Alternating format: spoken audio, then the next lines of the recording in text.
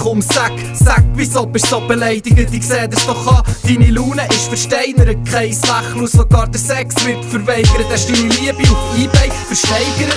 Ich weiss nicht, ob wir den Weg so meistern können. Nicht mal für meine Musik kannst du dich begeistern. Du bist langsam jetzt Hindernis als ein Begleiter. Schatz, so fällt's mir also wirklich an verleiden. Ich komme mir vor, als führst du mich an kurzen Leinen. Seit ein paar Monaten kein Gefühl mehr Seelen. Wegen diesen Szenen, wo wir uns drinnen bewegen. Aus lauter Trott und Gewohnheit und Pflege.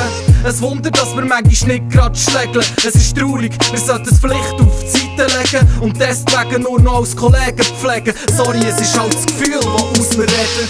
Let your love come out. Come on, baby. If you believe in love, let's hit it on. You know what I'm talking about, baby. You know what I'm talking about.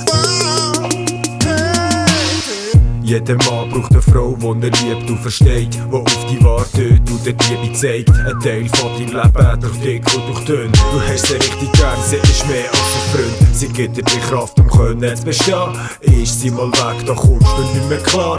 Liebe und Hass sind nah beieinander. Es kommt der Moment, da findet sie Verstand. Das Leuchten ist weg, du siehst nur schwarz. Für Liebe hat jetzt keiner mehr Platz. Du fühlst dich so voll, aber gleich bist du leer. Egal was du machst, es fällt dir so schwer. Kein Lachen, keine Tränen, ein Blick in das Leere. Begreifen und klären, um was es geht. Lass auf dein Herz, wo du jetzt stehst.